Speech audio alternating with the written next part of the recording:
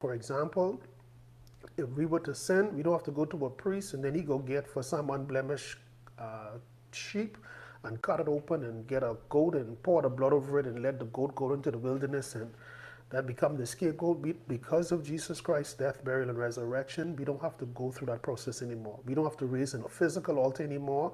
Jesus Christ became the ultimate. So the truth is, it was stuff like that, what I just mentioned, stuff as adultery back then.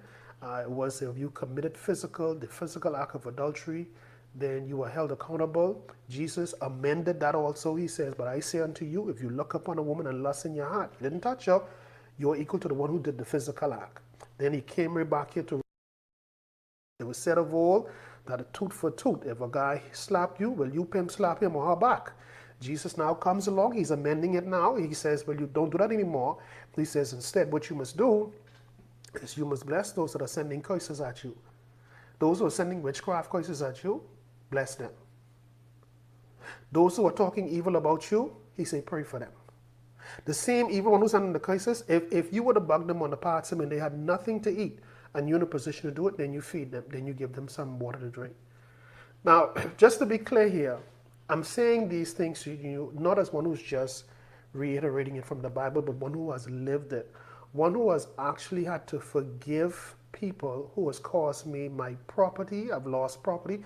At the age of 40, I had a divorce. I have lost my home. I had nothing. God has since restored me. Okay? So I'm not talking to you as someone who've never experienced it and you're saying, yeah, until it happened to him. I've had demonic manifestations manifest in my home. I was tormented day and night. I was on the brink of losing my mind because of the witchcraft attacks in my life. So don't tell me I don't know what I'm talking about. Don't tell me I haven't had the experience. I've had multiple, too many to name. I would spend the next 4 weeks on this live discussing what I've been through. And that's why I'm so passionate about what I believe. But what I learned in that when I got the revelation, because I was always saying, God, why it seems as if you're taking up for my enemies. It seems as if you're on their side. And God is saying, no, you're on their side because you're doing exactly what I told you not to do. Okay, I've already resolved this in the spiritual realm. I just need your cooperation. But you're so full of anger, Kevin. You're so full of rage and bitterness and unforgiveness towards your enemy. I can't work for you. Didn't I show you in my word, if you regard iniquity in your heart, I will not hear you? Didn't I tell you that? What you thought because you are a Christian now and you're preaching my word, I exempt you from that? No. Didn't I tell you, if you cover your sin, you will not prosper? Didn't I tell you that, Kevin? So why are you playing silly like you don't remember these rules? And piece by piece, I was still fighting it internally. I knew it was right. I knew what he was saying was right. I was reading the scriptures. I was clear on it. But I did not want, just like many of you, you don't want to receive it because all you're thinking about is getting revenge. I have been where you are. I understand you. That's why I leave it, give you the leeway to vent. Some inbox me and vent and just let me have it. I'm not angry with you. Kevin is not upset with you. The only thing I would have an issue with, if you try to disrespect me on my page publicly. When you go there, I'm blocking you altogether. So ain't no discussion after that. Because you don't have to get it. I understand you. I'm not trying to be Mr. Perfect and said I had it right all my life. My last video, I told you the things I did as a Christian, the wickedness I did, the evil I thought, the evil under my, I did a lot of wickedness. And God told me in one instance to go and apologize to those people. I said, no way. But eventually I did it. One of them, I told you before, let me have it.